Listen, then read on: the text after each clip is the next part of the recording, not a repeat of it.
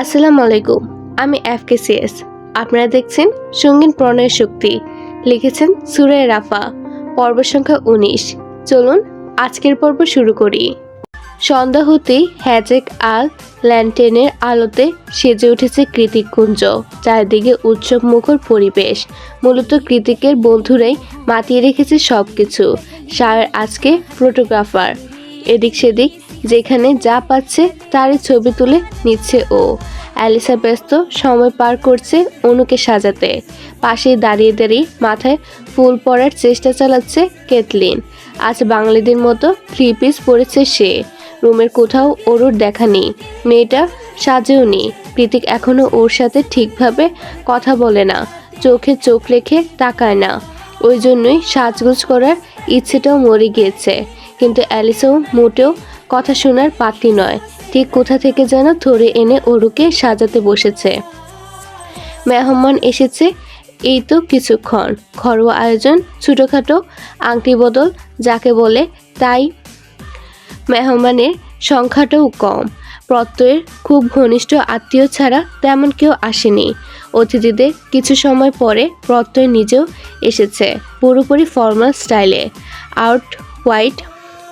Of white shirt, black coat আর black wrist ওয়াচে তাকে মারাত্মক সুদর্শন লাগছে। প্রত্যয়ের কোলে তার বড় বোনের পিচ্চি মেয়ে অন্তুকে কোলে নিয়েই ভেতরে প্রবেশ করে আজমির শেখকে সালাম জানালো প্রত্যয়। আজমির শেখ হাসি মুখে সালাম গ্রহণ করে প্রত্যয়কে বসতে বলল।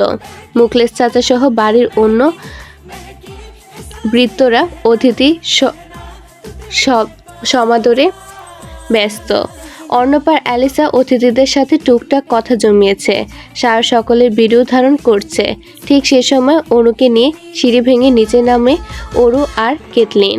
কটকটে গাঢ় মেরুন রঙের হাফ সিল্ক শাড়ি আর হাত ভর্তি রেশমি চুড়ি পরিহিত অনুকে চেনাই যাচ্ছে না এখন। দেখতে অপরূপা লাগছে। হুট করে মনে হচ্ছে সিনেমার মেন ক্যারেক্টারের এন্ট্রি হয়েছে। সবার চোখ অনুর দিকে। অন্তুকে চকলেট দিতে দিতে প্রত্যয় 2-1 আর চোখে দেখে নিল অনুকে। অরু আজ শাড়ি পরেনি, সিকোয়েন্স 3 পিস পরেই অনুকে নিয়ে নামছে সে। নিচে এসে অনুকে বসানো হলো প্রত্যয়ের পাশেই। ভালোবাসার বিয়ে দেখা দেখির কিছু নেই, ডিরেক্ট আংটি বদল হলেই চলে। তবুও আশ মেটাতে সবাই একটু একটু করে দেখে নিল হবু বউকে। একজন মাত্র মানুষ যিনি অনুর পাশাপাশি উঠে এসে ওরুকেও চিবুক তুলে খুঁটিয়ে খাটিয়ে দেখলেন, তিনি হলেন প্রত্যয়ের বড় ফুপ্পি। অরু বুঝলো না ওকে এভাবে দেখার কি আছে, তবে সেরকম কিছু মনেও করলো না।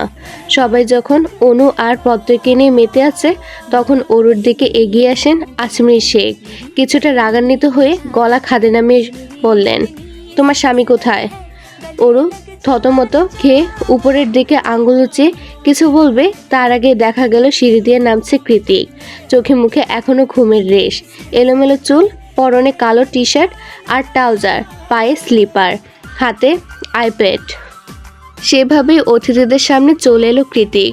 আজমির শেখ কৃতিককে দেখে অরুকে চোখ রাঙিয়ে চলে গেলেন। আর অরু সেখানে দাঁড়িয়ে কপাল চাপড়াতে থাকলো।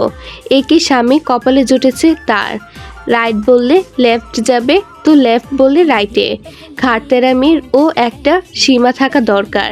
কৃতিক সবার মাঝে আসতেই প্রত্যয় দাঁড়িয়ে ওকে বসতে বলল। কৃতিকও গিয়ে একটা সিঙ্গেল সোফার উপর বসে পড়ল। ওকে দেখে প্রত্যয়ের 15 বছরের কাজিন ফট করে বলে উঠল, ভাইয়া আপনি দেখতে পুরাই রণবীর কাপুরের মতো, এলোমেলো চেহারা তো হট লাগছে। প্রত্যয়ের ফুপি তৎক্ষণাৎ মেয়েকে থামিয়ে দিয়ে বলল, চুপ করবে তুমি, you have no manners. Kritik ইতস্তত কণ্ঠে বলল, ইটস ওকে, ছোট মানুষ বুঝতে পারেনি। সার মিনমিনিয়ে বলল, নিজে একটা ছোট মেয়ের জন্য দিওয়ানা হয়ে ঘুরছে, আর এখানে আধিক্যতা দেখানো হচ্ছে। ঢং যত সব। সবার সব টক শোতে ইতি টেনে অবশেষে ছোটোমোটো করে আজমির শেখ অনু আর প্রত্যয়ের আংটি বদলের ঘোষণা করেন এবং সবার হইহুল্লারে ওদের আংটি বদলটাও হয়ে যায়। দুই পরিবারের সম্মতি সাপেক্ষে 1 সপ্তাহ পর ঠিক করা হয় বিয়ের দিন তারিখ। এঙ্গেজমেন্ট মানে একটা নতুন অধ্যায়ের সূচনা। দুজনকে নতুন করে চিনতে শুরু করে নতুন করে চিনতে শুরু করা, অনেকটা কাছ থেকে আর অনেকটা আন্তরিকতা দিয়ে। তাই মেয়ে আর জামাইকে একটু প্রাইভেসি দিয়েছে সবাই। আলাদা কথা বলার জন্য ওদের ছাদে পাঠানো হয়েছে। আর নিচে আপাতত সবাই মিষ্টি মুখ করে ব্যস্ত। প্রত্যয়ের ফুপি আজমির শেখের মুখে একটুখানি মিষ্টি পুড়ে নিয়ে হাসি মুখে বললেন, আপা, আমাদের তো আরও একটা আবদার বাকি রয়ে গেল। আজমির শেখ খানিকটা উৎসুক হয়ে শুধালেন, কি আবদার বলুন না। আমাদের আরও একজন ছেলে আছে, প্রত্যয়েরই চাচাতো ভাই। ওর নাম অমিত, নামকরা নোবেলিস্ট। কিছুদিন আগে ছোট্টখাট্টো একটা কার অ্যাক্সিডেন্ট হয়েছে দেখে আজ আসতে পারেনি। ও আসলে আপনার ছোটো মেয়েকে খুব পছন্দ করে। অনু আর প্রত্যয়ের কথা কওয়ার আগে থেকে ওর কথা বলা বলি করেছি আমরা। ছেলেটা অবশেষে কাউকে পছন্দ করেছে, তাই আবদার না করতে থাকতে পারিনি। এখন আপনাদের মতামত। প্রত্যয়ের ফুপির কথা শেষ হতেই খড়শুদ্ধ সবাই বিব্রত চাহনি নিক্ষেপ করলো কৃতিকের পানে, যে এতক্ষণ যাবৎ আইপ্যাড স্ক্রল করছিল, কিন্তু এই মুহূর্তে বাজ পাখির মতো তীক্ষ্ণ চাহনিতে চেয়ে আছে। এক কোণে কাচুমাচু হয়ে দাঁড়িয়ে থাকা অরুর দিকে। অরু নিজেও এহেন প্রস্তাবে হতবাক, কিন্তু আপাতত ওর ভয় করছে, ভীষণ ভয়। কৃতিক না আবার বড়সড় ঝামেলা বাঁধিয়ে বসে। চারিদিকে এমন থমথমে হয়ে আছে দেখে প্রত্যয়ের ফুপি আকবারই কিছু বলতে যাবেন, তার আগে মুখের কথা কেড়ে নিয়ে শান্তস্বরে কৃতিক বলে, ওর যে ভার্জিন না, সেটা আপনার ভাতিজা জানে তো? কি? হতবিহ্বল হয়ে গেলেন প্রত্যয়ের ফুপি। এটুকু মেয়ে ভার্জিন না? তাও আবার এসব গোপনীয় কথা সবার মাঝে বসে বলছে? তারই সৎ ভাই। কৃতিক চারিদিকে একবার চোখ বোলালো, তারপর উঠে গিয়ে সবার উদ্দেশ্যে বলল, এনজয় ইউর কোয়ালিটি টাইম। সবাইকে বিদায় জানিয়ে উপরে যেতে যেতে সবার সামনে অরুকে ডেকে কৃতিক বলল, অরু, এক্ষুনি উপরে আয়। এক্ষুনি মানে এক্ষুনি। অরু রুমে পা রাখার সঙ্গে সঙ্গে ওকে হ্যাঁচকা টান দিয়ে বিছানায় ছুঁড়ে মারল কৃতিক। শরীরের শক্তি ক্ষীণ, তার উপর এভাবে ছুঁড়ে মারাতে মারাত্মক ব্যথা পেল অরু।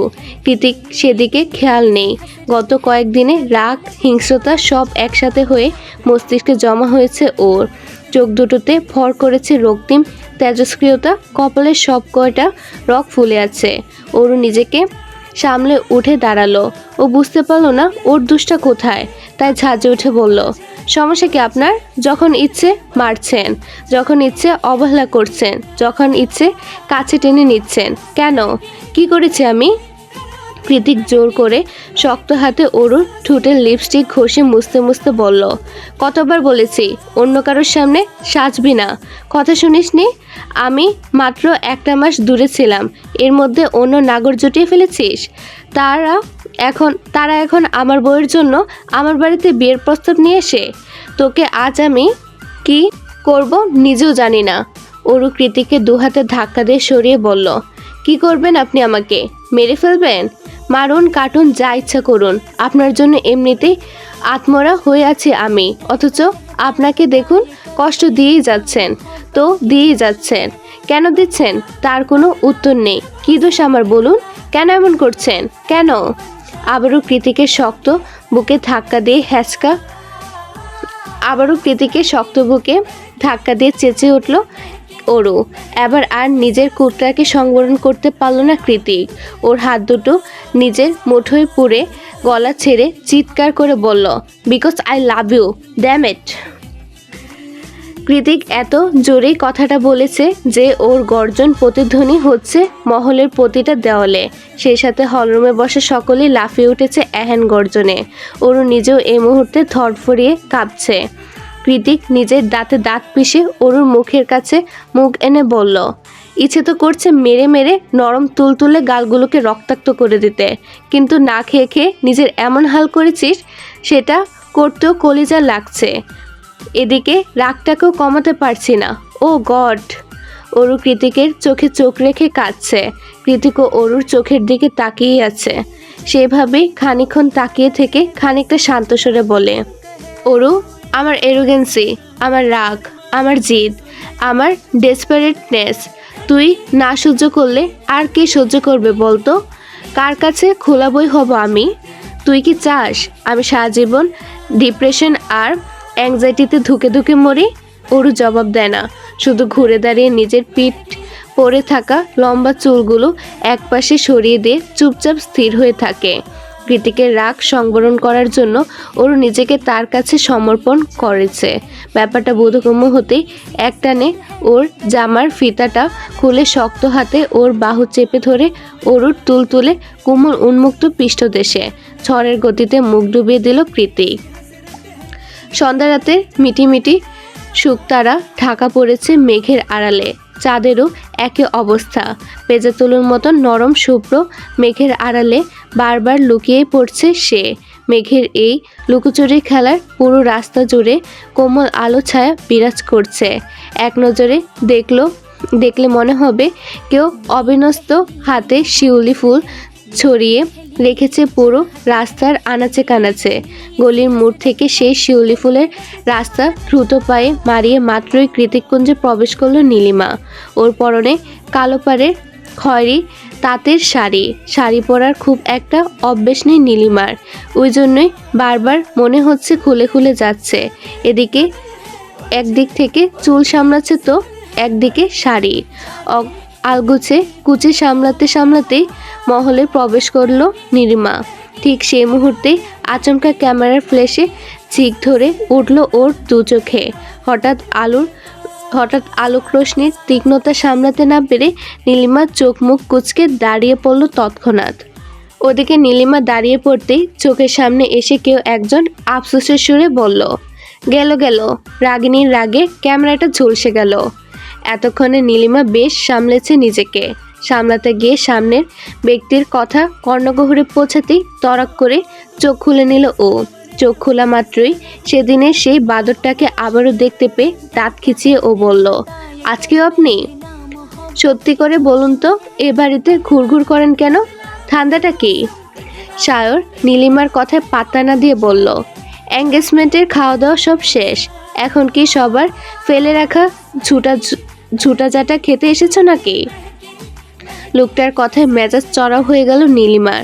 ও কটমটিয়ে বলল, দরকার পড়লে তাই খাবো, তবু আপনার মতন অমন চিকনালি হব না। ফটোগ্রাফারওয়ালার মতন থাকুন। যান গিয়ে ওদিকে ডেকোরেশনের ছবি তুলুন।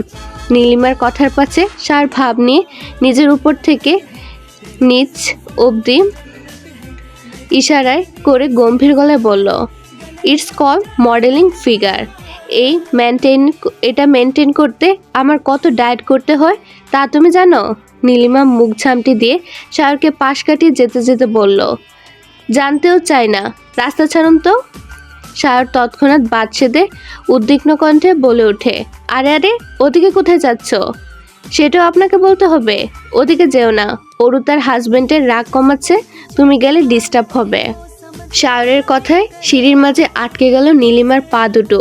ও সেখান থেকে ঘাড় ঘুরিয়ে বিরক্তি নজরে সায়রের দিকে চেয়ে মনে মনে বলে, লোকটা শুধু বাদর নয়, পাগলও বটে। নইলে নিখিল ভাইয়ের সুখে যে অরু সে কবে থেকে ডিপ্রেশনে ডুবে আছে, বলে কিনা সে নাকি স্বামীর রাগ ভাঙাচ্ছে। যেখানে নিখিল ভাই নেই সেখানে স্বামীটা কি আকাশ ছিঁড়ে বের হবে? আশ্চর্য। নীলিমার সই তখন থেকে এক ধ্যানে তাকিয়ে আছে। তার টের পেয়ে সায়র চিবুকে আঙ্গুল বোলাতে মিটি হেসে বলল, ক্রাশ খেলে নাকি? তারপর নিজেই নিজেকে বাহবা দেওয়ার মতন করে বলল, অবশ্যই সবাই খায়, তুমি নতুন কিছু না। যাও, তোমার ক্রাশ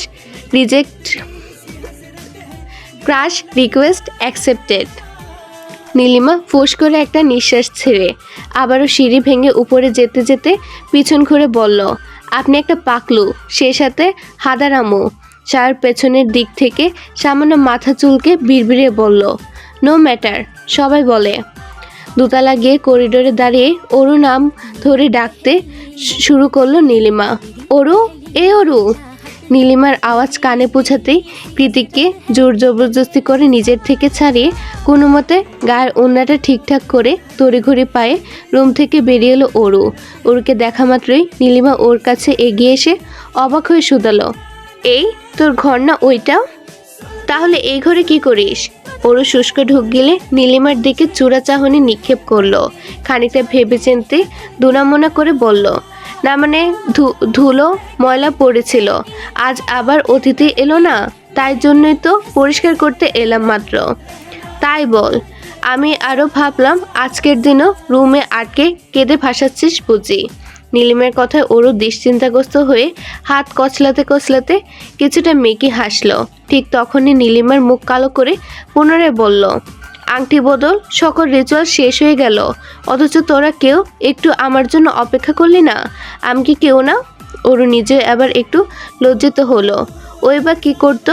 প্রীতিক আর মা দুজন মিলে ওকে নিয়ে যা শুরু করেছে। দুজনার চোখ রাঙানি খেতে খেতে জীবন অতিষ্ঠ অরুর। তবুও নীলিমাকে ধাতস্থ করে অসহায় কণ্ঠে অরু বলে, আসলে প্রত্যয় ভাইয়ের কাজিন অমিত ভাই পা ভেঙে হসপিটালে ভর্তি। ওই জন্য প্রত্যয় ভাইয়ের বাবা অনুরোধ করেছেন সকল নিয়মকানুন যাতে তাড়াতাড়ি আর ঘরোয়া আয়োজনে শেষ হয়, যাতে তারা একবার হসপিটালে গিয়ে অমিত ভাইকেও দেখে যেতে পারেন। নীলিমা একটু আশ্চর্য হয়ে জিজ্ঞেস করলো, কোন অমিত ভাই? তোদের বাংলা একাডেমির অমিত ভাই নয় তো? ওরু হ্যাঁসূচক মাথা নাড়িয়ে বলল, হ্যাঁ উনি। ওরুর কথায় আপনা আপনি হাত চলে গেল নীলিমার হতবাক মুখের উপর। ও আড়ষ্ট গলায় বলল, হায় আল্লাহ, অমিত ভাইয়ের সাথে এটা হওয়ার ছিল। আজকে অমিতকে নিয়ে বাড়িতে ঝামেলা হয়েছে। প্রীতিক হিংস্র হায়নার মতোই খেপে উঠেছিল ওরুর উপর। সময় মতো আপোষে না এলে আজকে না জানি রেগে মেগে আরও কী করে ফেলতো এই উন্মাদ লোকটা। পুরো ব্যাপারটা আরও একবার স্মরণ করে একটা ভয়ার্থ ঢুক গেলে অমিতের টপিকটা তৎক্ষণাৎ পাল্টে ফেললো ওরু। নীলিমার দিকে তাকিয়ে সহসা হেসে বলল, চল নিচে গিয়ে ডিনার করবি, আমিও খাইনি, একসাথে খাবো। নীলিমা ওরুর কথা গুরুতর নাকচ করে বলল, যাব না, নিচে একটা বাদর দাঁড়িয়ে আছে। ওরু ভ্রুকুচকে বলল, সারা ঘরে লাইট জ্বলছে, এর মাঝে বাদর কোথায় পেলি তুই? নীলিমা আঙ্গুলের ইশারা করে ডিবানে বসে বসে রসগোল্লা চিবোতে থাকা সায়ারকে দেখে বলল, ওই যে দেখ, বসে বসে রসগোল্লা খাচ্ছে, ওটাই বাদর। শুধু বাদর নয়, পাশাপাশি হনুমানও, দুই জাতির মিশ্রণ। নীলিমা সায়ারের নাম মুখে নিতেও না নিতে সায়ার রসগোল্লা সমেত আকস্মাৎ বিষম খেলো। অ্যালিসা ওর দিকে এক গ্লাস পানি এগিয়ে দিয়ে ওর পিঠ চাপড়াতে চাপড়াতে বলল, একটু আস্তে খাবি তো? সায়ার এক ঢুক পানি পান করে অ্যালিসার দিকে ছলছলে নয়নে তাকিয়ে বলল, হঠাৎ করে কে এত মনে করছে আমায় বলতো? অ্যালিসা স্ন্যাক চিবোতে চিবোতে ফোনের দিকে নজর দিয়ে রুষ্ট গলায় বলল, তোর ক্লায়েন্টরা ছাড়া আর কে?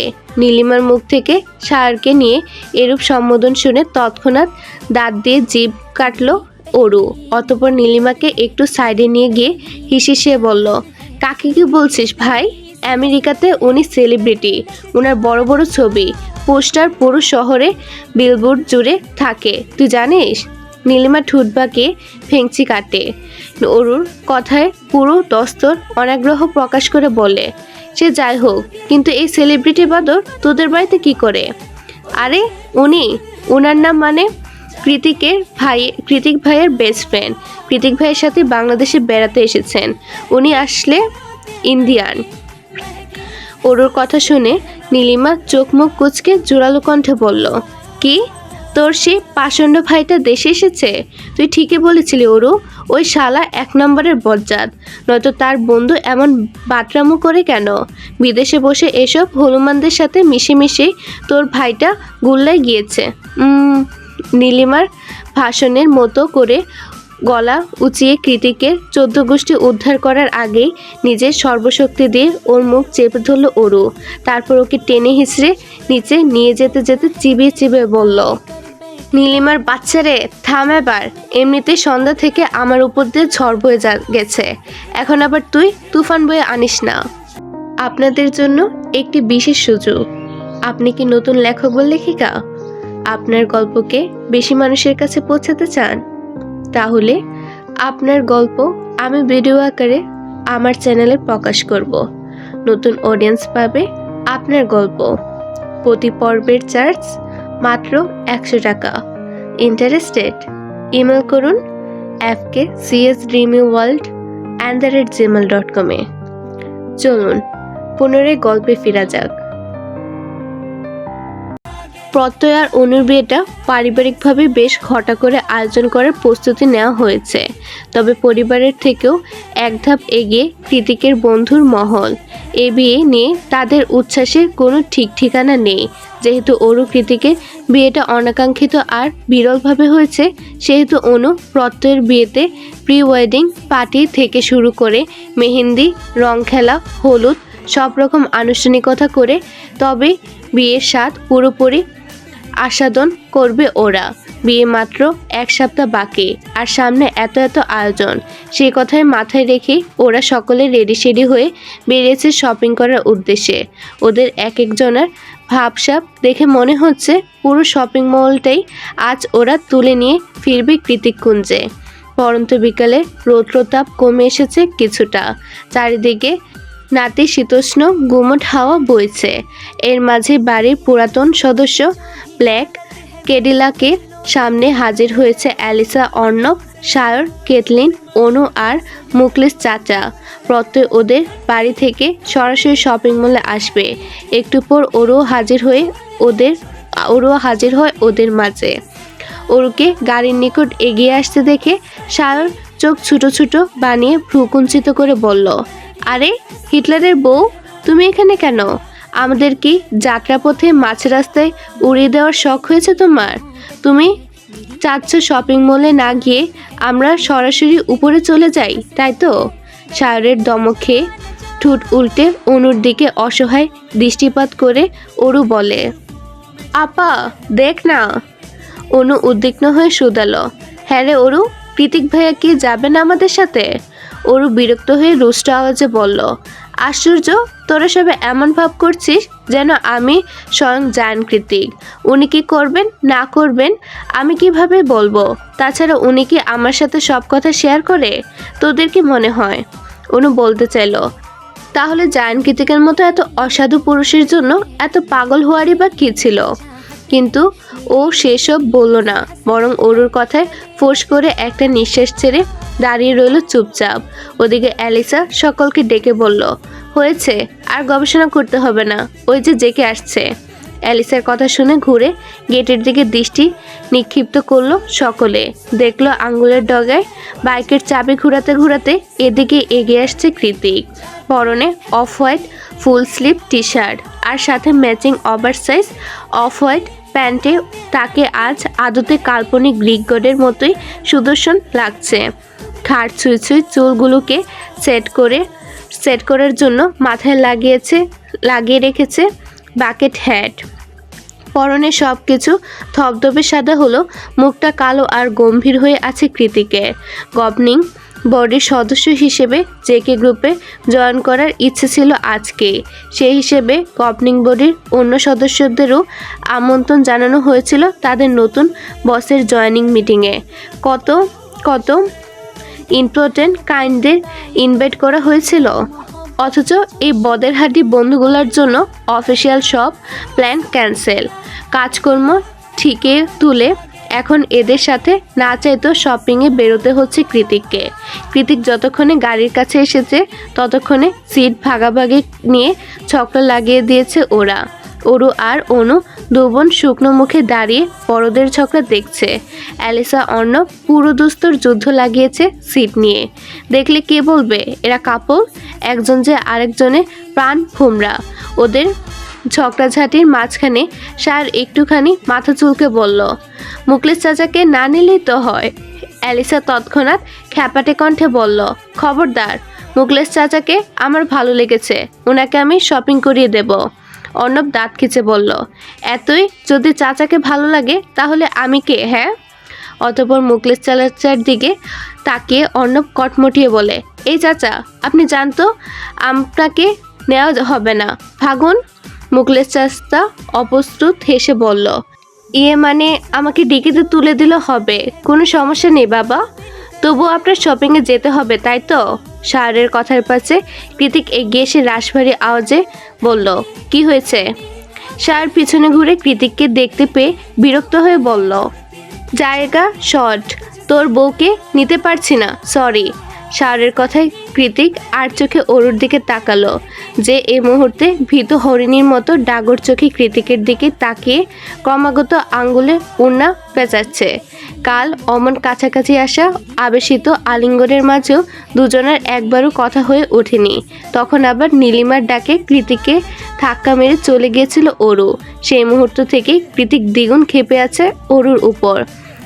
রিজেকশন ওর একদম পছন্দ নয়। কুক্ষণেও এই মেয়েকে একা পেলে যে কি করবে সেটা ও নিজেও জানে না। কৃতিক সেই তখন থেকে খ্যাপাটে ভাগের মতো দৃষ্টি নিক্ষেপ করে রেখেছে। বিষয়টা নজরে আসতেই আড়ালে শুষ্ক ঢুক গেল অরু। সায়র কৃতিককে সামনে হাত নাড়িয়ে বলল, এক্সকিউজ মি, কথা এদিকে হচ্ছে, ওদিকে না। কৃতিক গমগমে আওয়াজে বলল, অরুকে রেখে তোরা চলে যা, আর অনু একটু পরে আসুক। আমি প্রত্যয়কে বলে দিচ্ছি ও অনুকে পিক করে নেবে। কৃতিকের কথায় অরু আচমকা চেঁচিয়ে উঠল। কয়েক কদম পিছিয়ে গিয়ে হয়তো গলায় বলল, না আপা, আমি ওনার সাথে যাব না, আমার ভয় করছে। শায়র কেটলিনের দিকে তাকিয়ে বলল, ক্যাট, তাহলে তুমি যাও জেকের সাথে। শায়রের কথা শুনে তৎক্ষণাৎ অ্যালিসার পেছনে লুকিয়ে পড়ল ক্যাটলিন। সে এবার চুল কাটার ঘটনার পর থেকে কৃতিককে ভূতের মতো ভয় পায় ক্যাটলিন।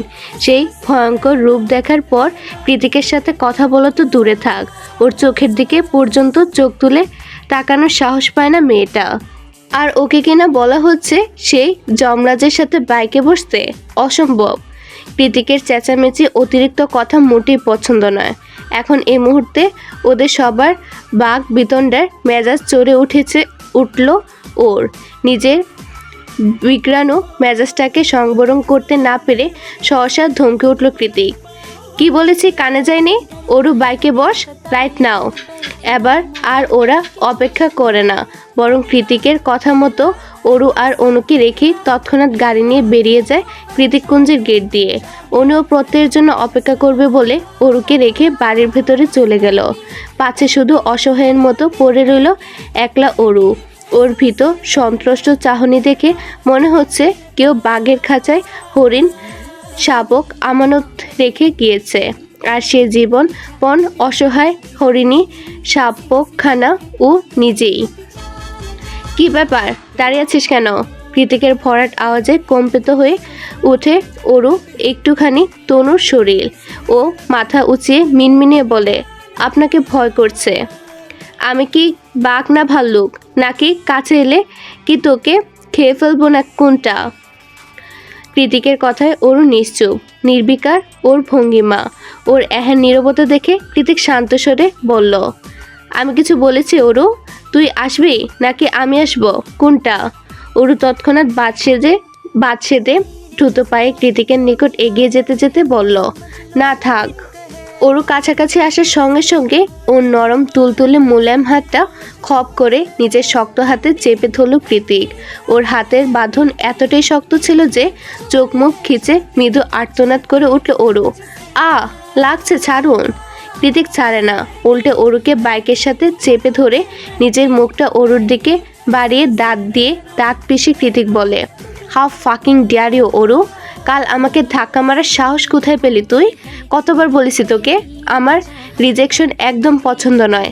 আদর করতে চাইলে চুপচাপ সেটা করতে দিবি, চুমু খেতে চাইলে চুপচাপ সেটা খেতে দিবি। তখন আমাকে ডিস্টার্ব করার দুঃসাহস দেখাবি না। প্রথমবার গাড়িতে বসে যা যা শিখিয়েছিলাম এর মধ্যে ভুলে গিয়েছিস? অরু অশ্রুসিক্ত চোখের পাতায় পলক ফেলে দুফোঁটা নোনা জল ছেড়ে দিয়ে আড়ষ্ট গলায় বলল, ছাড়ুন না, ব্যথা লাগছে, কষ্ট হচ্ছে তো আমার। অরুর ভেজা চোখ আর কম্পিত ঠোঁটের শিহরণ দেখে মুহূর্তে স্বাভাবিক হয়ে উঠল কৃতিকের শক্ত চোয়াল। দু চোখের অগ্নিস্ফুলিঙ্গ ধপ করে নিভে গিয়ে ঘূর্ণীভূত হলো তীব্র কামনা। অরুর কেঁপে ওঠা নরম তুলতুলে ঠোঁটজোড়া চৌম্বকীয় আকর্ষণে টানছে ওকে। এ ভীত সন্ত্রস্ত ডাগর চোখ, এ কম্পিত ঠোঁট, এ অভিমানী পান পাতার মতো স্নিগ্ধ মুখ, এ লতানো ছোট্ট শরীর, এসবের মাঝে বারবার আটকে যায় কৃতিক। ক্রোধান্বিত মস্তিষ্কটা শান্ত নীর হয়ে যায় মুহূর্তেই। তীব্র মাদকতা মিশিয়ে হৃদয়ে ঢেউ তুলে কামনার প্লাবন। মাঝে মাঝে কৃতিকের মনে হয় এ কোনো সাধারণ অষ্টাদশী নয়, বরং এ মেয়ে মায়াবিনী, জাদুকরিনী, হৃদয় হরণী, যার ছোঁয়া তো দূরে থাক, উষ্ণ চাহনিত জলশ্বাসে সূত্রপাত হয় বছর 30 ম্যাচুরিটি খ্যাত হৃদ গহীনে। কৃতিক সে তখন থেকে একইভাবে তাকিয়ে আছে, নিষ্পাপ ওর চাহনি, একবার পলকও ফেলছে না। সামান্য চোখের চাহনি দিয়ে যেন ওর সুপ্ত নারীর সত্তাকে ক্রমশ জাগ্রত করছে নির্লজ্জ লোকটা। ওর কামুক চোখের চাহনিতে বারবার আড়ষ্ট হয়ে যাচ্ছে ওরু। ব্যাপারটা লজ্জাজনক। ওরু ও লজ্জা পেলেও ভীষণ। সহসা অন্যদিকে চোখ ঘুরে জড়তা মিশ্রিত কণ্ঠে বলল, চলুন যাওয়া যাক। ওরুর কথায় ভ্রম কেটে গেল কৃতিকের। সময় পেরিয়ে যাচ্ছে, অথচ ওরা এখনো এখানে দাঁড়িয়ে আছে। ব্যাপারটা বোধগম্য হতেই চিরচরিত ফর্মে ফিরে এসে নিজের হ্যাট, মোবাইল, সিগারেট, ওয়ালেট সব কিছু ওরুকে বুঝিয়ে দিয়ে হেলমেট পরে বাইকে বসে পড়ল কৃতিক। ওরু নিঃসংকোচে কৃতিকের কাঁধে হাত রেখে বসে পড়ল বাইকে। ওরু বসার সঙ্গে সঙ্গে কৃতিক বলে ওঠে, ধরে বস। কৃতিকের কথায় ওরু এবার নিজের হাতের বাঁধন শক্ত করলো কিছুটা। পর মুহূর্তে সাই সাই আওয়াজ তুলে কৃতিক কুঞ্জের বিশাল গেট ছাড়িয়ে বেরিয়ে গেল ইয়ামাহা খুঁজিত ব্র্যান্ডেড বাইকটা। এ পুরো কাহিনী দোতলার বারান্দা থেকে সূক্ষ্ম নজরে পরখ করলো ওরুর মামাতো ভাই রেজা। পরক্ষণে ব্যতিগ্রস্ত হাতে আঙ্গুল চালালো মোবাইলে, কাউকে মেসেজ করলো বোধ হয়। সন্ধ্যা 7:30। সোডিয়াম আর চলন্ত গাড়ির উজ্জ্বল আলোয় আলোকিত ঢাকা শহর। শপিং কমপ্লেক্সে 3 তলা জুড়ে বিশাল ক্যাফেটেরিয়া, তার একপাশে থাই লাগানো বিস্তর দেওয়াল। সেখান থেকে সামান্য উকি দিলে পাখির চোখের পুরো শহরটা দেখা যায়। রাতের শহরে লাল, নীল, সোনালি চকচকে আলো বাদ দিলে ঢাকা শহরের সবচেয়ে বেশি যা দেখা যায় তা হলো ট্রাফিক জ্যাম। সেই তখন থেকে পুরো রাস্তাটা জ্যামে আটকে আছে। এক নাগারে হর্ন বাজিয়ে যাচ্ছে শয়ে শয়ে গাড়ির বহর। হর্নের আওয়াজে কান ঝালাপালা হওয়ার উপক্রম। কি বিদঘুটে অনুভূতি! যদিও বা এত দূর থেকে সে আওয়াজ কানে ভেসে আসছে না, তবু কোল্ড কফির স্টলটাতে আঙ্গুলের সাহায্যে ঘোরাতে ঘোরাতে দুর্বিষহ জ্যামের দিকে একধ্যানে তাকিয়ে আছে নীলিমা। নিজের মাঝে অনুভব করতে চাইছে রাস্তার মানুষগুলোর বিষাদময় তিক্ত অনুভূতিকে। সে তখন থেকে একইভাবে বাইরে তাকিয়ে আছে দেখে তিথি একবার ডেকে উঠল ওকে, এই নীলিমা, তখন থেকে বাইরে তাকিয়ে আছিস, কি দেখছিস বলতো? তিথির ডাকে চোখ ঘুরালো নীলিমা। পুনরায় কল কফিতে সিপ নিয়ে বলল, কেমন আছিস বল, তোর তো খবরই নেই, বিয়ে শাদী করে ফেললি নাকি? নীলিমার কথায় তিথি মুচকি এসে হ্যাঁ সূচক মাথা নাড়ালে নীলিমা আবার শুধায়, তার জিজু কোথায়? এবার তিথি আঙ্গুলের ইশারায় কাউকে দেখাবে তার আগে নীলিমার চোখ গেল তিথির পেছনে এক আগন্তুকের দিকে, যে এই মুহূর্তে চিকেন ফ্রাই আর কোকের ট্রে হাতে নিয়ে এদিক ওদিক তাকিয়ে ফাঁকা সিট খোঁজার ভীষণ ব্যস্ত। এখানেও পাকলু? বিড়বিড়িয়ে কথাটা বলে মেনু কার্ডের আড়ালে তাড়াহুড়ো করে মুখ লুকালো নীলিমা, যা দেখে তিথি উদ্বিগ্ন হয়ে জিজ্ঞেস করলো, কি হয়েছে? হুট করে এমন চোরের মতো বিহেভিয়ার করছিস কেন? নীলিমা হিসিয়ে বলে, চুপ কর, বিদেশি বাদুড়টা এদিকে আসছে, একবার দেখে ফেললে বকবক করে মাথা খেয়ে ফেলবে। এক্সকিউজ মি, কে বাদর? আচমকা পুরুষালী রাশভারী আওয়াজে লাফিয়ে উঠল নীলিমা। থতমত খেয়ে মুখের সামনে মেনু কার্ডটা সরাতেই দৃষ্টি স্থাপন হলো শায়রের কুচকানো ভ্রুর ভাঁজে। শায়র নীলিমার পাশেই বসেছে, যার দরুন মেনু কার্ডটা সরাতেই চকিতে পেছনে সরে গেল নীলিমা। কোনো মতে নিজের ভয়টাকে আড়াল করে চোখে মুখে মিথ্যে আত্মবিশ্বাস ধরে রেখে তেতো গলায় নীলিমা বলল, আপনি এখানে কি করছেন? এটা আমার সিট, চোখে দেখতে পাচ্ছেন না? শায়র এগিয়ে গিয়ে নীলিমার কফিতে একটা সিপ নিয়ে বলল, দেখাও দেখি কোথায় লেখা আছে এটা তোমার সিট। আমি যতদূর জানি সিটটা ক্যাফের কর্তৃপক্ষের এবং এটা সকল কাস্টমারের জন্য বরাদ্দ। মানুষের জিনিসকে নিজের বলা বন্ধ করো, লোভী মেয়ে। কোন দিন না অন্যের জামাইকে দেখিয়ে বলবে এই আমার জামাই। তিলকে তাল আর ককে কলিকাতা বানিয়ে ফেলার এক আশ্চর্য ক্ষমতা রয়েছে সায়রের মাঝে। সেটা বেশ ভালো মতোই টের পেল নীলিমা। তাই আপাতত কিছু না বলে অজ্ঞতায় চুমুক দিল কফিতে। সায়র কিঞ্চিত বাঁকা হেসে বলল, হাউ ইজ ইট? মানে? সায়র কফি স্টরটাকে ইশারা করে বলল, আমার লিপস টেস্ট। নীলিমা এতক্ষণে মাথার ঘুরল। একটু আগে এই একই স্টল দিয়ে সায়র ওর কফি পান করেছে, আর এখন ও নিজেও খেলো। ব্যাপারটা বোধগম্য হতেই টিস্যু দিয়ে মুখে নিজের ঠোঁট মুছতে মুছতে নীলিমার নাক মুখ কুচকে বলল, অসভ্য লোক, কী চান আপনি? আপাতত এক চুমুক কফি নিয়ে সেটাকে কুলুকুচি করে সরাসরি তোমার মুখে পুরে দিতে চাই। সায়রের এমন বিদঘুটে কথায় গা গুলিয়ে এলো নীলিমার।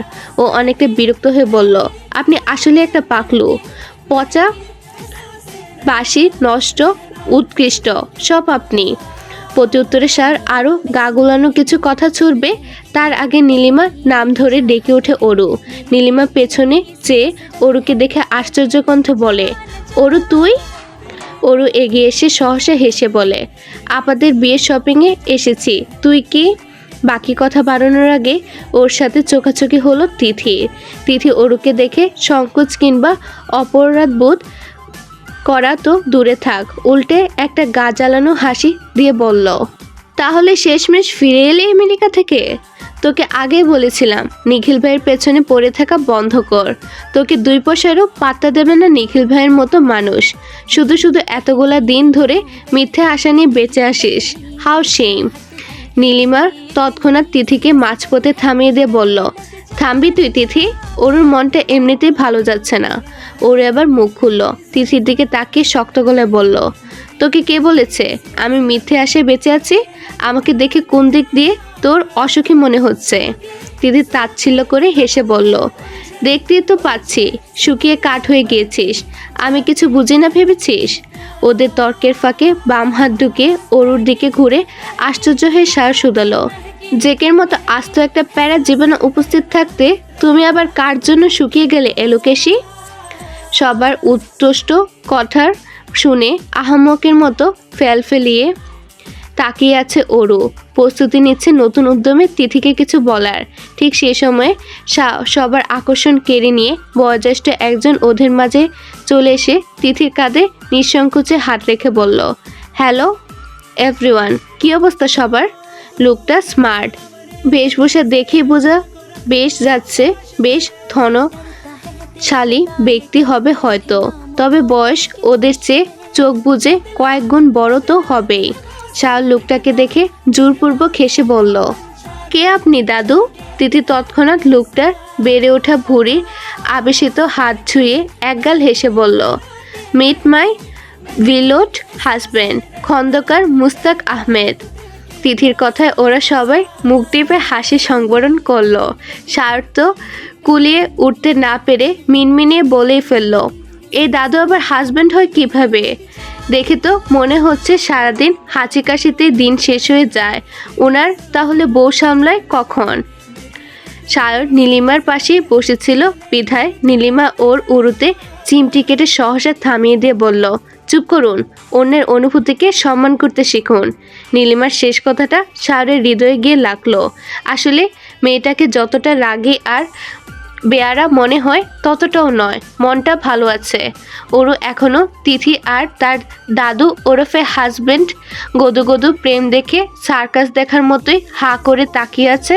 মনে মনে ভাবছে, ইস, এই দাদুটাও কি রোমান্টিক, অথচ আমার বরকে দেখো সারাদিন মেজাজ আর মেজাজ। এমন করে একটু লোকের সামনে গদগদ ভালোবাসা দেখালে কি হয়? তিথি তার বেলট হাজব্যান্ডের থেকে চোখ সরিয়ে ওরকে উদ্দেশ্য করে বলল, এখনো সময় আছে, এরকম একজন দেখে বিয়ে করে নে, পুরো লাইফ আরামসে পায়ের উপর পা তুলে কেটে যাবে। তিথির কথার মাঝপথেই আটকে গেল যখন চমৎকার এক পুরুষালী কণ্ঠ পেছন থেকে খুব অধিকার নিয়ে অরুকে ডেকে উঠে বলল, মিসেস অরোরা জায়ান। প্রীতিক হঠাৎ করে পুরো নাম ধরে ডেকে ওঠায় অরু হকচকিয়ে ঘাড় ঘুরিয়ে বলল, এই তো আমি। চলতি ক্লাইম্যাক্স আরও খানিকটা আকর্ষণ ঢেলে দিতে সবার মাঝে এসে দাঁড়ালো কৃতিক। সুদর্শন কৃতিককে দেখে আকস্মাৎ চিকচিক করে উঠল তিথির দু চোখ। ও তবদা খেয়ে কিছুটা লাজুক হেসে শুধালো, আপনি কে ভাইয়া? কৃতিক বাহুর মাঝে অরুকে নিয়ে বলল, হার ভিলট হাজব্যান্ড জায়ান্ট কৃতিক চৌধুরী। অরুর স্বামী কথাটা শোনার সঙ্গে সঙ্গে চুপসে একটুখানি হয়ে গেল তিথির মুখ। ও পুনরায় অবিশ্বাসী সুরে বলল, কৃতিক কুঞ্জের মালিক জায়ান্ট কৃতিক চৌধুরী? তিথির সম্বোধনে কৃতিক অরুর দিকে তাকিয়ে সহসা হাসল, যার অর্থ হ্যাঁ।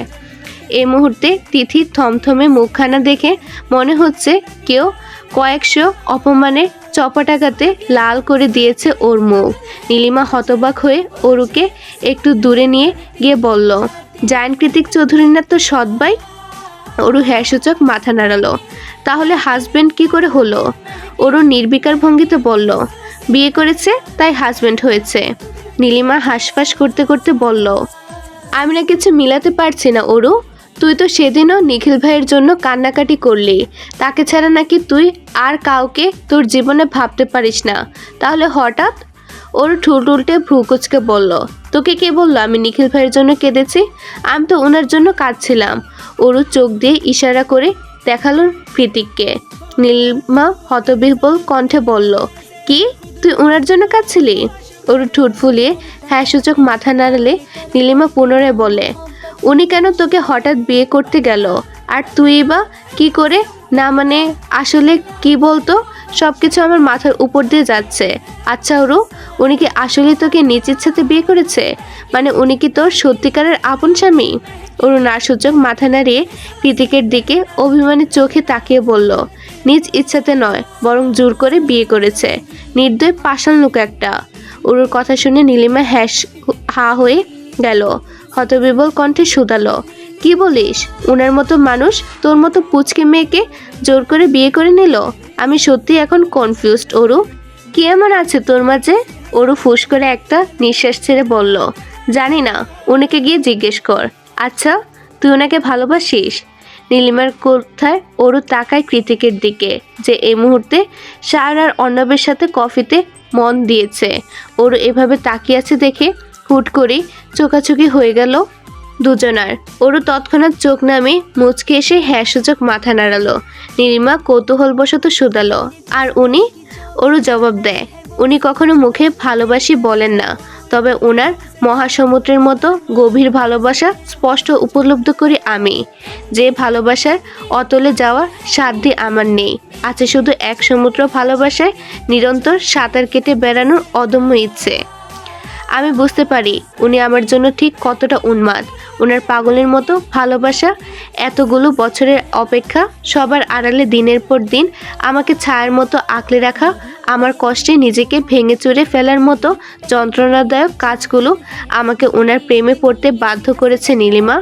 আর যখন সত্যি সত্যি প্রেমে পড়ে গেলাম, তখন আমিও বুঝলাম সত্যিকারের প্রেমে পড়লে ঠিক কতটা পড়তে হয়, কতটা যন্ত্রণা সহ্য করতে হয়। আমি সবটা সহ্য করেছি। ওই জন্যই হয়তো এখন এই মুহূর্তে উনি আমার কাছেই রয়েছেন। এখনের এই জায়ান্ট কৃতিক আর একান্ত গোপনীয় আমার জায়ান্ট কৃতিকের মাঝে রাত দিন ফারাক।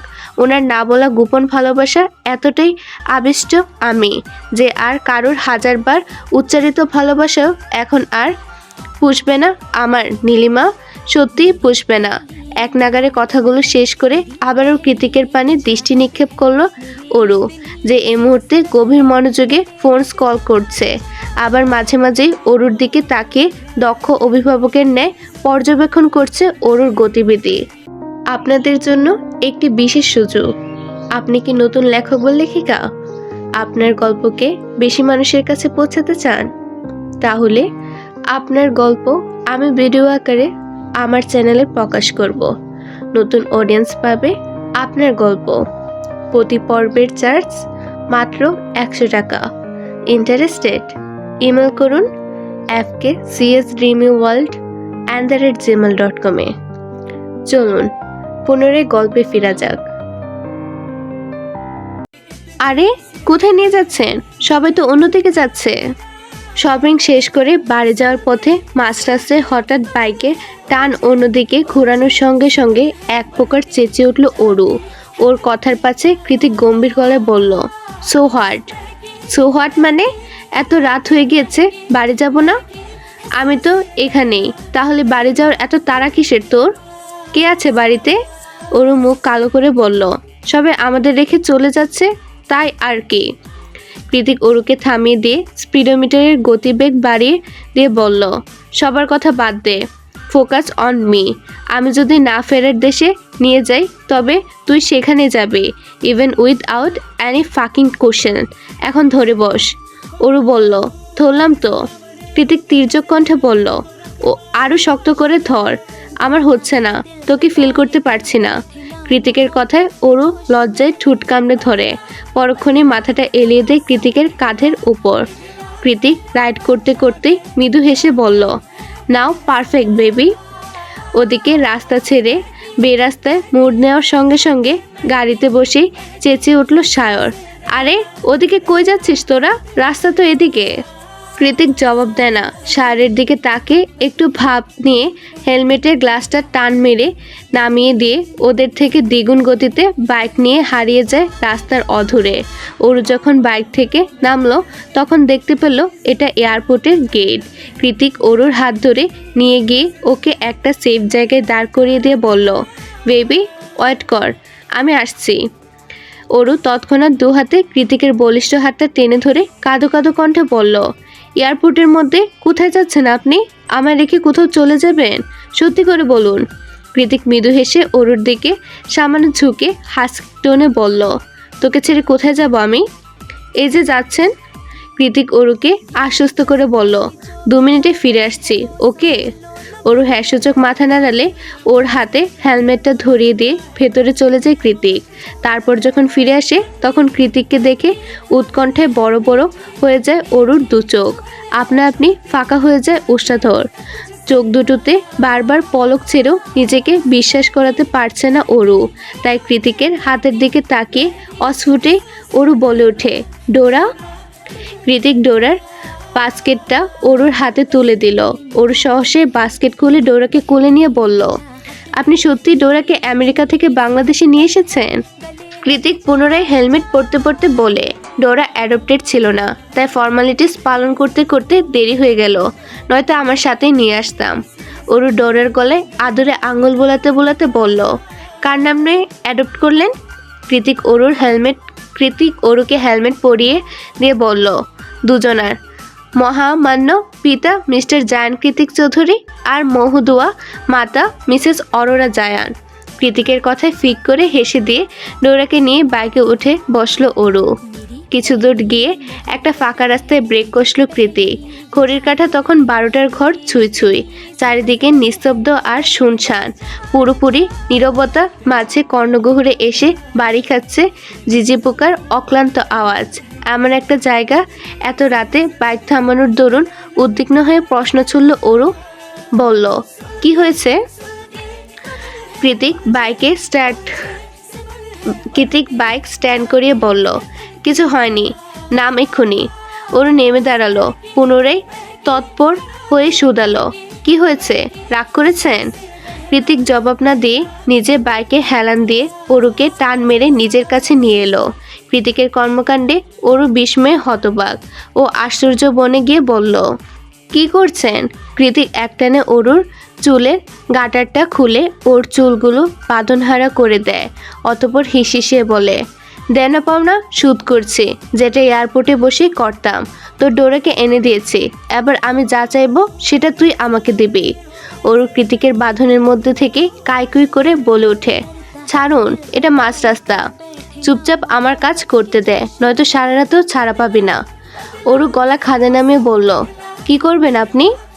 কৃতিক অরুকে আরও কিছুটা নিজের দিকে টেনে নিয়ে এসে বলল, আগে আমাকে তুমি করে বল, তারপর বলছি। অরু চোখ মুখ কুচকে বলল, পারবো না, জাস্ট সে তুমি। কৃতিকের করা আদেশ, তার উপর মাঝ রাস্তায় এভাবে আষ্টে পিষ্টে জড়িয়ে ধরে দাঁড়িয়ে আছে। অজ্ঞতায় উপায়ন্তর না পেয়ে অরু বলে ওঠে, তুমি? কৃতিক পুনরায় বলে, আবার বলো। অরু কাঁপা কাঁপা স্বরে বলল, তুমি। কৃতিক অরুর গলায় নাক ঘষতে ঘষতে বলল, বারবার বল হাঁটবে, তোর মুখে তুমি ডাক শুনলে পাগল হয়ে যাই আমি। যখন আমি খুব রেগে যাব তখন তুই এই ট্রিক্সটা প্রয়োগ করতে পারিস। আমি শান্ত হয়ে যাব, প্রমিস। কৃতিকের ভালোবাসায় কাতর অরু, পা দুটো ভেঙে আসছে। কোনো মতে কৃতিকের উপর নিজের শরীরের ভার ছেড়ে দিয়ে দাঁড়িয়ে আছে ও, কিন্তু কৃতিকের বোধহয় সেটাও সহ্য হলো না।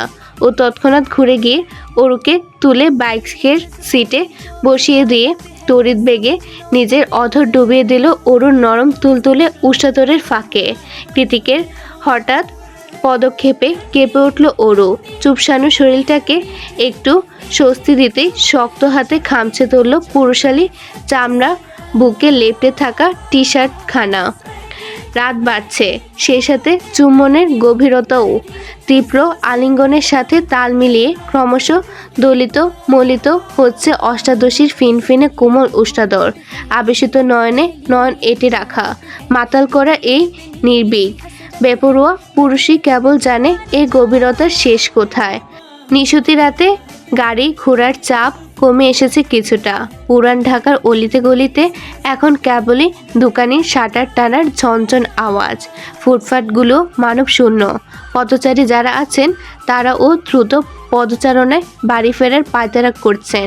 কৃতিক বন্ধুমহল কেনাকাটা শেষ করে বাড়িতে ফিরলেও অনুয়ার প্রত্যয়ের বাড়ির বড়দের জন্য উপহার সামগ্রী কিনতে কিনতে সন্ধ্যা গড়িয়ে মাঝরাতে গিয়ে ঠেকেছে। আজ বহুদিন বাদে আবারও ওরা হাতে হাত ধরে বাবল টি এর সিপ নিয়েছে। আমেরিকাতে বসে দুজন দুটো জারে টি পান করলেও এখন সময় ভিন্ন। অতএব প্রত্যয়ের ঘোর আপত্তি আলাদা করে বাবল টি নেওয়ার। ও যদি খায় তবে অনুটা থেকেই খাবে। অনু আর বাদশা দিনী কোনোরূপ বাকবিতণ্ডা ছাড়াই প্রত্যয়ের সাথে ভাগাভাগি করে নিজের পছন্দের বাবল টি।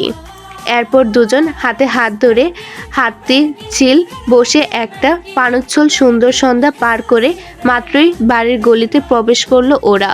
প্রত্যয় মনোযোগী ভঙ্গিতে ডাইভ করছে আর অনু কেনাকাটার লিস্টগুলো আরও একবার মিলিয়ে নিচ্ছে। আজমির অসুস্থ মানুষ, তার উপর কোম্পানির চেয়ারওম্যান। এতকিছু সামলানোর পর কেনাকাটা কিংবা বাড়ির ঝামেলার চাপ মায়ের উপর পড়ুক সেটা মোটেই চায় না অনু। ওই জন্যই আজ নিজের বিয়ের শপিংয়ে নিজেরই আসতে হলো ওকে। এছাড়া কৃতিকের বন্ধুরাও সবাই যথেষ্ট দায়িত্ব পালন করেছে। দায়িত্ব নিয়ে অনু আর প্রত্যয়ের বিয়ের জন্য সকল কেনাকাটা তারাই করেছে। এমনকি বাড়ির পুরাতন কেয়ারটেকার মুখলেস চাচাকে পর্যন্ত নিয়ে এসেছে যাতে টুকিটাকি কোনো কিছু বাদ না পড়ে। এসবের পেছনে অবশ্য অ্যালিসার অবদান সর্বাঙ্গে। মেয়েটা আসলে সব দিকে পটু, কি না জানে সে। ক্যারাটে, বক্সিং, মেকআপ, পকার প্লে, রান্নাবান্না, ঘর গোছানো, অর্ণবের প্রফেশনাল কাজে সাহায্য করা, এখন আবার কর্পোরেট সেক্টরের চাকরির জন্য অ্যাপ্লাই করেছে। হয়তো কনফার্ম হয়েও যাবে খুব শীঘ্রই। এত গুণসম্পন্ন মেয়ে অ্যালিসাকে বিশ্লেষণ করলে এক কথায় কি বলা যায়? অনু একটু ভাবে, পরক্ষণই মনে মনে আওড়ায়। মেবি মিস্টার পারফেক্ট ফিমেল ভার্সনই হলো অ্যালিসা। এসে পড়েছি। প্রত্যয়ের কথায় ভাবনার সুতো ছিল অনুর। ও চোখ কুচিয়ে দেখল গাড়িটা কৃতিকুঞ্জের সামনে দাঁড়িয়ে। প্রত্যয় অনুর দিকে তাকিয়ে বলল, পেছনে ব্যাগগুলো মুখলেস চাচা নিয়ে যাবে, তুমি একাই চলে যাও। প্রত্যয়ের কথায় হ্যাঁ সূচক মাথা নাড়িয়ে সহসা নেমে গিয়ে বাড়ির দিকে হাঁটা দিল অনু। ঠিক তখনই পিছু ডেকে প্রত্যয় বলে, এই যে বউ। নতুন সম্বোধনে সেই সাথে চমকপ্রদ শিহরণ। অনু থমকালো, অতঃপর ঘাড় ঘুরিয়ে প্রত্যয়কে শুধালো, কিছু বলবেন? প্রত্যয় হ্যাঁ সূচক মাথা নেড়ে একটা 2 ইঞ্চি সাইজের চৌকা বক্স অনুর দিকে এগিয়ে দিল। জিনিসটা কি বুঝতে না পেরে অনু ইতস্তত বোধ করে বলল, কি আছে এতে? প্রত্যয় অনুর হাতে বক্সটা ধরিয়ে দিয়ে বলল, তোমার স্বপ্ন, তবে এটা এখন খোলা যাবে না, আমাদের বিয়ের পরে খুলবে। এখন এটাকে নিয়ে সুন্দর করে আলমারিতে তুলে রাখবে, সাবধান ভুলেও যাতে হারিয়ে না যায়। প্রত্যয় এমনভাবে সতর্কবাণী প্রয়োগ করেছে যে নিজের কৌতূহল দমাতে হিমশিম খেতে হচ্ছে অনুর। দুষ্ট মনটা বারবার লাফিয়ে উঠে বলছে, এক্ষুনি খুলে ফেল, দেখে নে এইটুকুনি বক্সের ভেতর কি এমন স্বপ্ন জমা রেখেছে প্রত্যয়। পরক্ষণই ভদ্র অল্প সংযমী মনটা হাত গুটিয়ে বলে ওঠে, মোটেই না। উনি যেহেতু বলেছেন বিয়ের পরে খুলতে, তাহলে সেটাই হবে। এই কদিনের জন্য সানন্দে ধৈর্য ধরব আমি। অনু বক্সের উপরিভাগ হাত দিয়ে স্পর্শ করতে করতে অন্দরমহলে প্রবেশ করে। পুরোপুরি মনোযোগে ওই ছোট বক্সের দিকে নিবদ্ধ থাকায় সামনে এগোতে গিয়ে হুট করে কারোর শক্ত বাহুতে ধাক্কা খেয়ে দুকদম পিছিয়ে গেল অনু। ধাক্কার জোরটা বেশ ভালোই ছিল। এমত অবস্থায় প্রচণ্ড ব্যথায় চোখ খিচিয়ে সামনে দৃষ্টিপাত করলো অনু। দেখলো ওর থেকে কয়েক সেন্টিমিটার দূরত্বে দাঁড়িয়ে রাগে ফুঁসছে রেজা। রেজা কি তাহলে হসপিটাল থেকে বাড়িতে না গিয়ে সোজা কৃতিকুঞ্জে ফেললো? কিন্তু কেন? এ বাড়ির ছোট সাহেবের হাতে মার খেয়ে আবার এ বাড়িতেই ফিরেছে। বিষয়টা বোধগম্য হতেই বিস্ময় জড়িত কণ্ঠে অনু বলে ওঠে, রেজা ভাই আপনি? রেজা কাট গলায় জবাব দিল তৎক্ষণাৎ, তোমার সৎ ভাই আমাদের তোমার বিয়ে খেতে আমন্ত্রণ জানিয়েছে অনু। যে অনুকে সে ছোট্টবেলা থেকে বিয়ে করার স্বপ্ন দেখে এসেছি, সে অনুর বিয়ে খেতে। ভাবতে পারছো? অনুর মুখ চুপসে গেল। কিছুটা শান্ত গলায় বলল, দেখুন রেজা ভাই, আপনাকে ভাই ব্যতীত অন্য কোনো নজরে কখনোই দেখিনি। না আপনার সাথে আমার কোনো কালে সহজ কথোপকথন হয়েছে, তাহলে স্বপ্নটা দেখলেন কোথা থেকে? আর বাকি রইল বিয়ের কথা। ওটা আপনার মাই সারা জীবন আপনার মস্তিষ্কে ব্যাকটেরিয়ার মতন প্রয়োগ করেছে, যার ফলস্বরূপ আপনি আমাকে নিয়ে দিবা স্বপ্ন দেখে এসেছেন। অনুর শান্ত গলায় করা তিরস্কারের রেজার কপালে পুরুর ভাঁজ প্রতিষ্ঠিত হলো। ও রুষ্ট কণ্ঠে বলল, জায়ান কৃতিকের আশকারায় এত কিছু বলছো তো? আজকে দেখো জায়ান কৃতিকের কি হাল হয়। সাথে অবশ্য তোমার বোনটাও ফাঁসবে। কাল সকালের মধ্যে জায়ান কৃতিকের মান সম্মান যদি আমি ধুলোয় মিশিয়ে না দিয়েছি, তবে আমার নামও রেজা নয়। রেজার কথায় অনু আতঙ্কিত হলো না, উল্টো গলায় জোর বাড়িয়ে বলল, প্রথমত আমার মা এই বিয়েতে মত না দিলে অন্য কারোর আশকারায় আমার কিছু যায় আসতো না রেজা ভাই। আপনার ফুপি সরাসরি বিয়েটা দিচ্ছেন, তাই আশকারা তো একটু পাবই বলুন। আর জায়ান কৃতিকের সম্মানের কথা বলছেন, সে তো সমাজেরই পরোয়া করে না। সম্মান তো দূর ছাই, উল্টে তার পেছনে কলকাঠি নেড়ে আপনি কতটা সেফ থাকবেন সেটা নিয়ে আপনি আপাতত দুশ্চিন্তাগ্রস্ত। রেজা অনুর দিকে দুকদম এগিয়ে এসে একটা তাচ্ছিলের হাসি দিয়ে বলল, আমার হাত ঠিক কতটা লম্বা তা তো তুমি কল্পনাও করতে পারবে না অনু। তোমাকে আমি দেখে নেব। কাল প্রেসের লোকেরা এসে যখন বাড়ি ভর্তি করে ফেলবে, এই প্রশ্নে মাথা খারাপ করে দেবে যে আজমির শেখ আদতে কোনো স্বার্থের হাসিলের জন্য নিজের সৎ ছেলের সাথে মেয়ের বিয়ে দিলেন, নিজের স্বামীর পদবি নিজের মেয়ের গায়েও এঁটে দিলেন। তখন দেখব তোমার ওপেন হার্ট সার্জারি ফেরত মা আর তোমার বিয়ে দুটোরই কি হাল হয়। দেখা যাবে মান সম্মানের ভয়ে তোমার বিলেত ফেরত স্বামী আর তার পরিবার বিয়েটাই ভেঙে দিল। তখন তোমার মা মান সম্মান বাঁচাতে আবারও আমার মায়ের হাত পা ধরে তোমাকে আমার ঘরে গুছিয়ে দিতে উদ্যত হবে। Mark my word. Ananya Sheikh. রেজার এতগুলো কথায় থমথমে হয়ে গেল অনুর চোয়াল। রাগে রক্তিম বর্ণ ধারণ করেছে ওর সমস্ত মুখশ্রী। এখন রেজার গালে চর না বসালে খুব বড় অন্যায় হয়ে যাবে। সেই অন্যায়ের ভাগীদার হতে চায় না অনু, যার ফলস্বরূপ কয়েক পা সামনে এগিয়ে গিয়ে খ্যাপাটে বাঘিনীর মতো রেজার গালে শক্ত চপটাঘাত বসাতে উদ্যত হলো অনু। তবে চোরটা আর বসাতে পারল না। তার আগে শিকার ছিনিয়ে নেওয়ার মতো ঝড়ের বেগে অনুর সামনে থেকে রেজার কলার ধরে ওকে ছিনিয়ে নিয়ে গেল কৃতিক। অনু ফরকালো।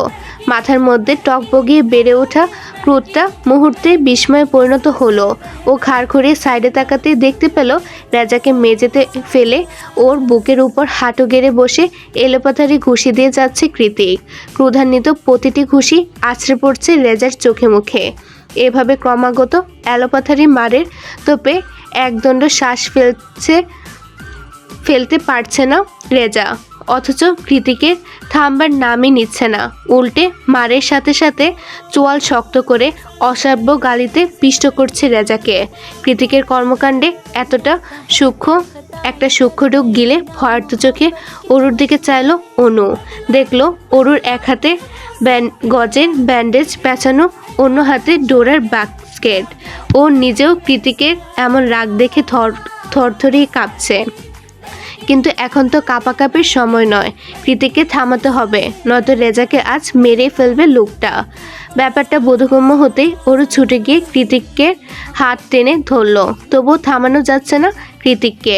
ওরও পারছে না কৃতিকের পুরুষালী শক্তির সাথে কুলে উঠতে, তাও জোর জবরদস্তি করে কোনো মতে রেজার বুকের উপর থেকে সরিয়ে দাঁড় করালো ওকে। তবুও হিংস্র সিংহের ন্যায় গর্জন করতে করতে রেজাকে পা দিয়ে ক্রমাগত আঘাত করে যাচ্ছে কৃতিক।